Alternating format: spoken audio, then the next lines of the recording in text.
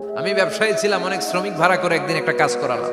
সব শ্রমিকের টাকা দিয়ে দিলাম। এক শ্রমিক টাকা না নিয়ে ভাগলপুর কই যে গেছে নিজেও জানি না, ওর টাকা আমার কাছে রয়ে গেল। এই শ্রমিককে আর টাকাটা বুঝাই দিতে পারি নাই।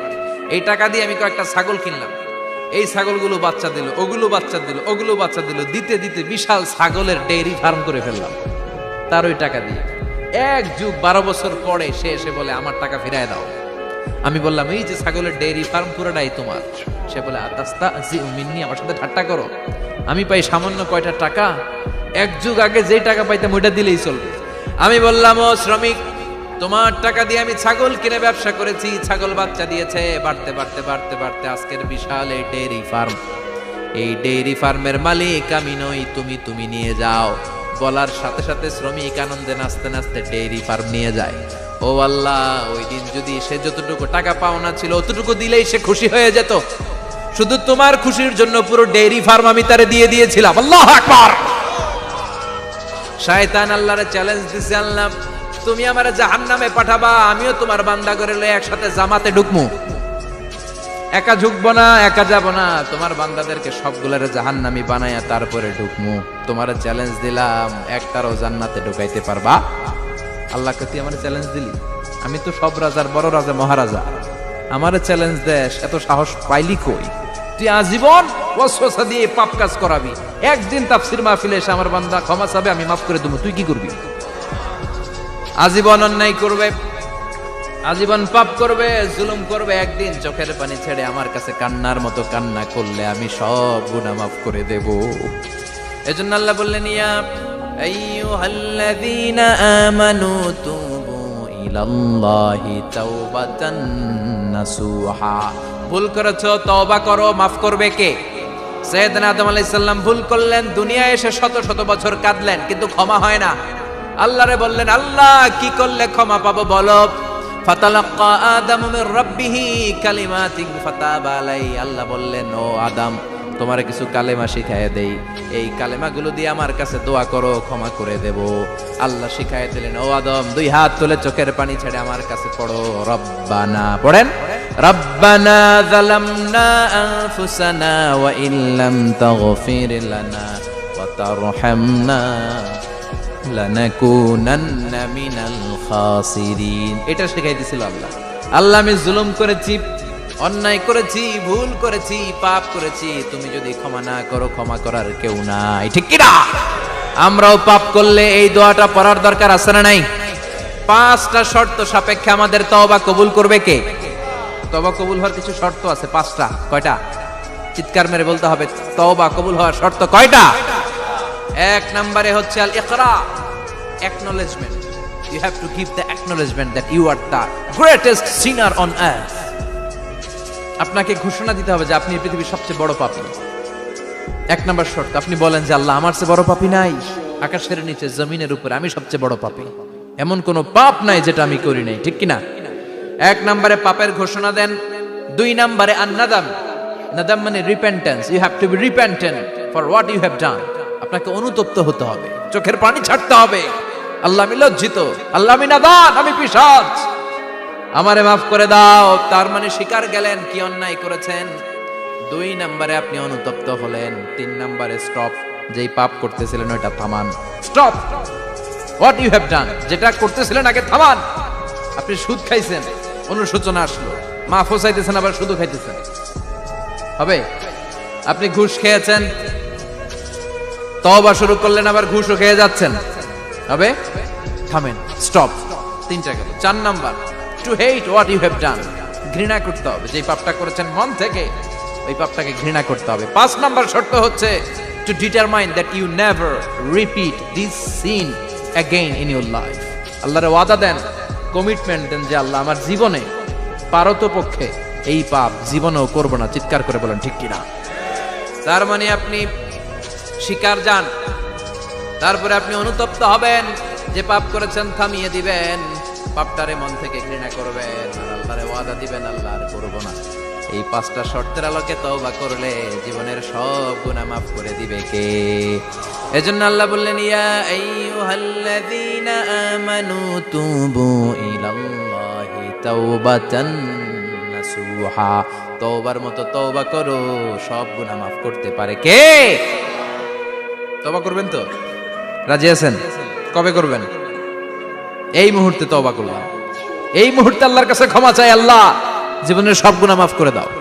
আমাদের দেশে তওবা করার জন্য হুজুর লাগে, কথা কন, পীর সাহেব হুজুর, বড় হুজুর, ছোট হুজুর, হাফেজ সাহেব লাগে না? হাফেজ সাহেব, ইমাম সাহেব, এদের ছাড়া নাকি তওবা হয় না। না, এটা ভুয়া কথা। আপনি অনুতপ্ত হন, আপনি চোখের পানি ছাড়েন, আপনি আপনার রবরে বলেন, ক্ষমা করে দিবে কে? ইমাম সাহেব আসতে হবে শর্ত না, পীর সাহেব হুজুর এসে হুজুরের হাতে হাত রেখে তওবা পড়তে হবে শর্ত না। আপনার রবরে ডেকে চোখের পানি ছেড়ে ক্ষমা চান, ক্ষমা করবে কে? আর প্রতিদিন শতবার পড়তে থাকবেন আস্তাগফিরুল্লাহ। আওয়াজ করে সবাই পড়েন আস্তাগফিরুল্লাহ, আর জোরে পড়েন আস্তাগফিরুল্লাহ। বিশ্বনবী বলেন, মান লাজিমাল ইস্তিগফার জাআলাল্লাহু লাহু মিন কুল্লি দিকিন মাখরাজা। সব সময় ইস্তিগফারের সাথে যে লেগে থাকবে, রব্বুল আলামিন তারে 5টা জিনিস দিবে। কয়টা? কথা কন, আরো জোরে সবাই বলেন কয়টা? নাম্বার 1, জাআলাল্লাহু লাহু মিন কুল্লি দিকিন মাখরাজা। বিপদে পড়লে বিপদ থেকে উদ্ধার করবে কে? আমাদের তো কোনো বিপদ নাই, না আছে?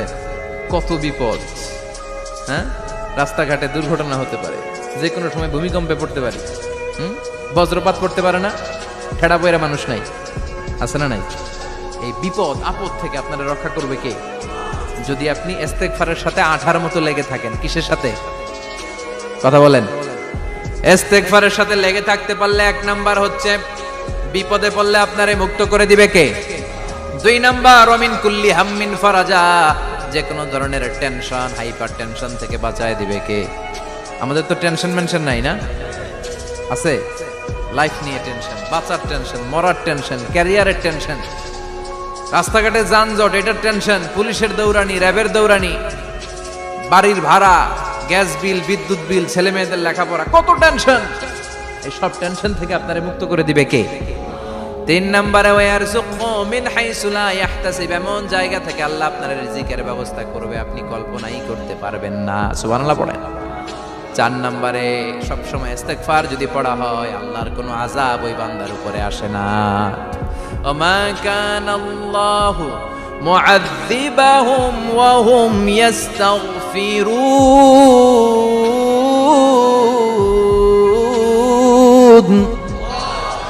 যতক্ষণ আমার বান্দা আমার কাছে ইস্তেগফার পড়তে থাকে, আমার কোনো আযাব বান্দারে পাবে না। যতক্ষণ ইস্তেগফার পড়বেন, আল্লাহর কোনো আযাব আপনার উপর আসবে না। 4টা গেল। 5 নাম্বার, বারবার ইস্তেগফার করলে রফিক ভাই আল্লাহ আপনারে মুস্তাজাবুদ দাওয়া বানিয়ে দোয়া করা মাত্র কবুল করে নেবে কে? কেউ যদি আস্তাগফিরুল্লাহ আল্লাযী লা ইলাহা ইল্লা হুয়াল হাইয়ুল কাইয়্যুম ওয়া আতুবু ইলাইহি পড়ে, ওই কবিরা গুনাহকারীকেও ক্ষমা করে দিবে কে? পড়তে রাজি আছেন তো? আবার সাইয়েদনা আবু বকর বললেন, ইয়া রাসূলুল্লাহ আল্লিমনি দুআআন আদউ বিহি ফি সালাতি, এমন দোয়া আপনি আমারে শিক্ষা দেন যেই দোয়াটা আমি নামাজে পড়তে পারি। বিশ্বনবী বললেন, পড়ো আল্লাহুম্মা ইন্নী যালামতু নাফসি যুলমান কাসীরান ওয়া লা ইয়াগফিরুয যুনুবা ইল্লা আনতা ফাগফিরলি মাগফিরাতাম মিন ইনদিক ইন্নাকা আনতাল গফুরুর রহিম। সুবহানাল্লাহ পড়েন। এটাও ইস্তেগফার।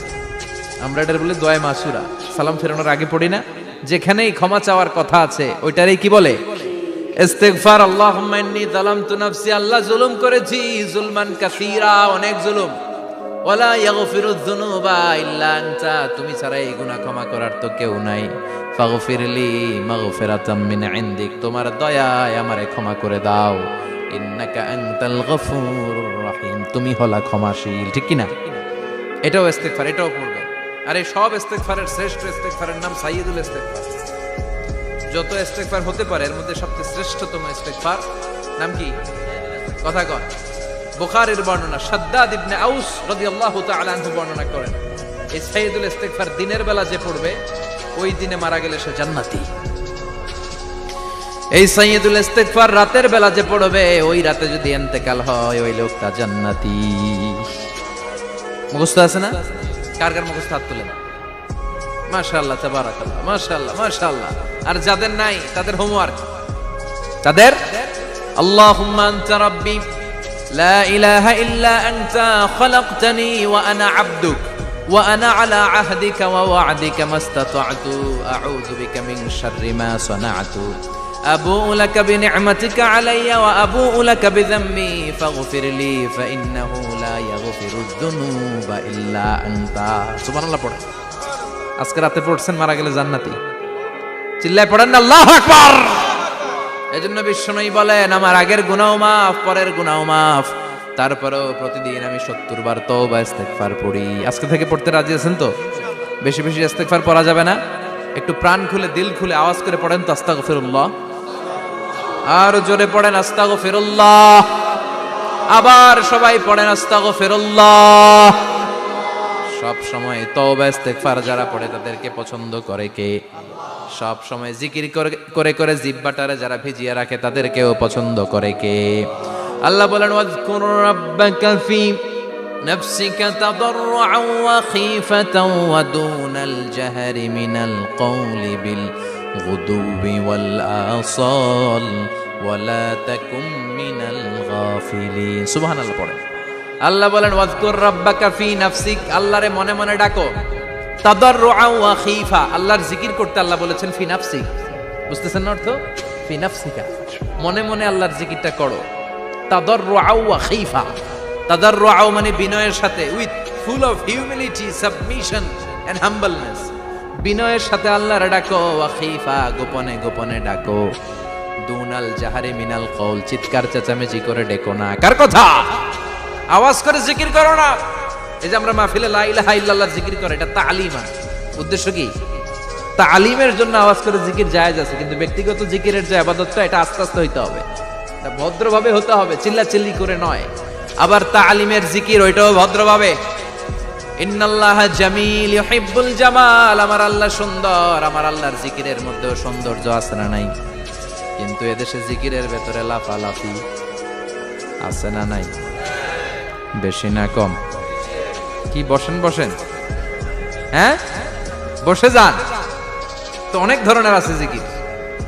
হ্যাঁ বসেন বসেন, বসে যান। হ্যাঁ হাইবার আলী, এটা কি আবার জালালি? তো এই যে ইন্নাল্লাহা জামিল ইউহিব্বুল জামাল, আমার আল্লাহ সুন্দর, আমার আল্লাহর জিকিরের মধ্যেও সৌন্দর্য আছে না নাই? তালিমের উদ্দেশ্যে সবাই মিলে জিকির করা যায়, কিন্তু চিল্লাফাল্লা করা যাবে না, লাফালাফি করা যাবে না, মাথা ডানে বায়ে ঝোলানো যাবে না, ঠিক কি না?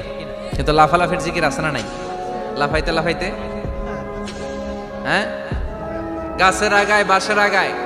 আবার যিনি জিকির পরিচালনা করে ওনার কান্দে যায় ওঠে, আছে না নাই? বিশ্বনবী সাহাবাদের নিয়ে জিকির করছেন, সাহাবারা লাফাতে লাফাতে খেজুর গাছের আগায়। হাদিসে আছে না এটা? বিশ্বনবী সাহাবাদেরকে নিয়ে জিকির করছেন, লাফাতে লাফাতে আবু বকর বিশ্বনবীর কান্দের উপরে। আছে, হাদিসে আছে। এটা জিকির নয়। কি সুন্দর দেখেন, ইসলাম বোঝা কত সহজ। ওয়াজকুর রাব্বাকা ফি নাফসিকা তাদাররুআন ওয়া খীফা, গোপনে জিকির করো, ভদ্রতার সাথে বিনয়ের সাথে জিকির করো। ওয়ালা তাকুম মিনাল গাফিলিন, দুনাল জাহারি মিনাল কওল, চিৎকার চেঁচামেচি করে জিকির করো না। যারা চিকফাল দিয়ে হই হই হই হই করে, আছে না? হই হই হই হই হই হইয়ের ভিতরে আল্লাহর নাম আছে। হ্যাঁ এই যে হুই হাই, এই স্টাইলের যে জিকির, এটার ভিতরে আমার আল্লাহর নাম আছে। আল্লাহর নাম যদি না থাকে ওইটা জিকির হবে? কথা বলেন। বিষ্ণু বললেন, খবরদার, চিৎকার চেঁচামেচি করে লাফালাফি করে যারা জিকির করে, এরা মনে করে আল্লাহ কানে শুনে না। কথা বলেন।